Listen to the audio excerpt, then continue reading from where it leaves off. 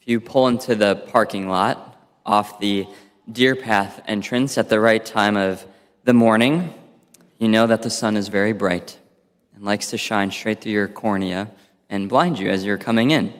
Especially those who are school families, right? It can be a precarious drop-off line when that's the case. God is like that sun, who his goodness is so radiant, so bright, that if we were to see it right, on this side of our resurrection, it would lead us to darkness, just as the sun, if we were to look at it, is so bright that we actually don't see anything, but rather are left in the dark. The gift of faith is that gift which allows us to see in that bright light, as well as the ability to see and have the confidence in the Lord, even when it's dark, even when he is shining so brightly and when he is so present. The gift of faith allows us to see him even when it's dark. And that's the gift that all of the patriarchs in the Old Testament in our readings are praised for.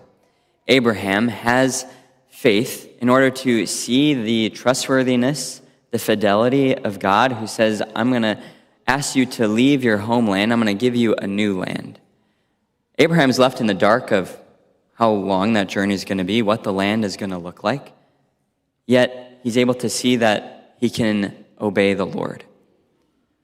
Or the Israelites, as they're in Egypt, this command from God that is given to them through Moses of procure a lamb, sprinkle its blood on your doorposts, and eat as if you are people in flight, so that when I say go, you will leave Egypt and go to the promised land, that land I promised Abraham. They have the gift of faith to know that the Lord is someone they can trust, but they're still in the dark of how they're going to be fed in the desert, that God's going to provide them manna. They're still in the dark of what they're going to drink. They don't know that Moses is going to strike the rock and water will flow out. They're still in the dark of what this promised land is going to contain. They don't know it's a land flowing with milk and honey. And going back to Abraham, he has the faith to acquiesce to the Lord's will of saying, your only son, whom I promised you, who I've now given you, I'm asking you to sacrifice. By the gift of faith, Abraham's able to see that the Lord is faithful. Lord, you promised me a son from whom I will be the father of many descendants. So if you ask me to sacrifice him, then I have the faith that you're going to raise him from the dead in order to stay true to your promise. Abraham's in the dark that the angel of the Lord is going to come and stop his hand right at the moment of sacrifice. He's in the dark of what the particulars are, but the gift of faith allows him to see even in the darkness.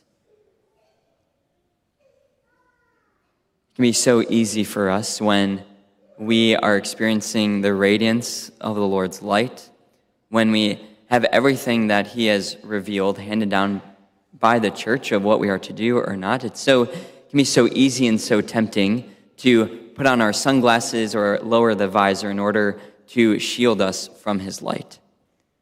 Because we want to be able to see 100 feet, 200 feet, 500 feet in front of us.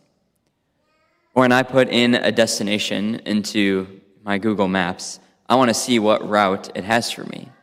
I'm like, oh, well, I don't want to take that road. I want to take this road. And I rearrange the route the way I want it to. We can easily approach the Lord, put those sunglasses on, and say, all right, Lord, get me to that destination, but on a condition that we take at least these streets.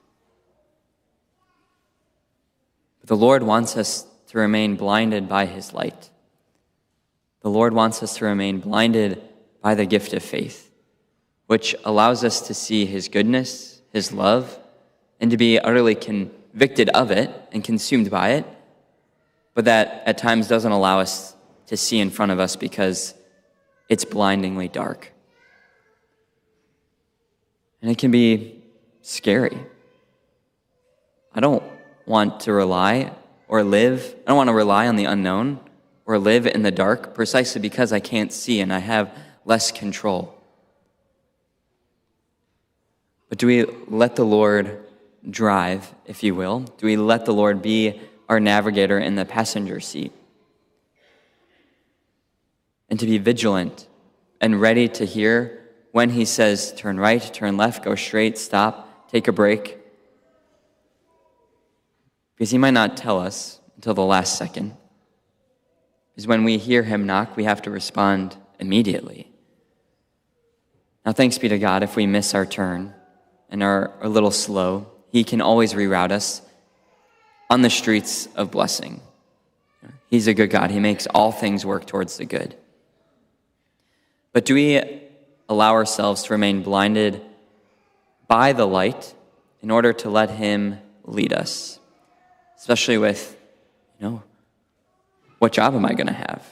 Where are we going to live? Where are my kids going to go to school? How big is our family going to be? Where are we going to go on vacation and when? Who are we going to invite to our house for dinner? All of those we can easily decide for ourselves. We can easily put on those sunglasses and say, Lord, this is what I want it to look like. But do we offer it all to the Lord? Like, Lord, what are you asking? I'm okay with not knowing and being in the dark to the last moment.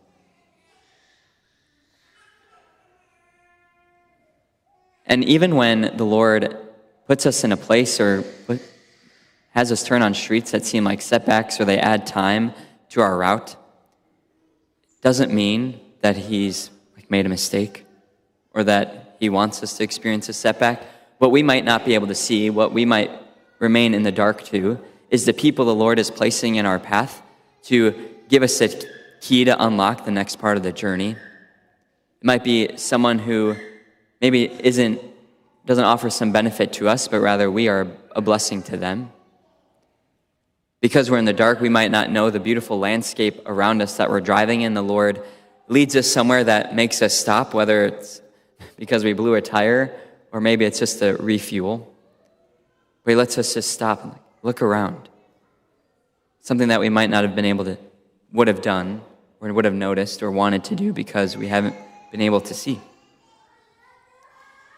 And we can trust the Lord because, as Jesus says, do not be afraid any longer, little flock, for your Father is pleased to give you the kingdom.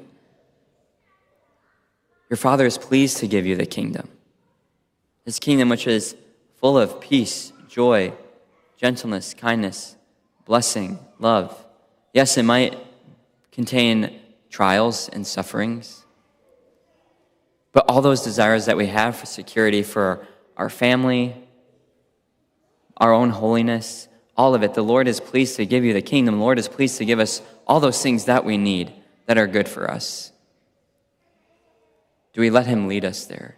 Do we let ourselves be blinded by that light, by that gift of faith, willing to drive in the dark with him as our navigator? He's pleased to give you the kingdom. And when we step out in that faith, we live in the reality of the response of our psalm. Blessed are the people the Lord has chosen to be his own. When we walk by faith and not by sight, we step into the reality of being God's people. We let ourselves be his inheritance. And if we are his inheritance, of course he's going to protect us. Of course he's going to lead us to himself because he loves you. You are one of his blessed people. He has chosen to be his own. So throw away those sunglasses, put up the visor, and let yourself be blinded again and again and again by his light. Because when we let more of his light into our eyes, it expands us to receive even more of his love, even more of his blessing. And we will remain in the dark on this side to a number of things that he has in store for us. But don't let the dark scare you. Don't let the dark place any fear into you. Always remember that the Lord is pleased to give you the kingdom, O little flock.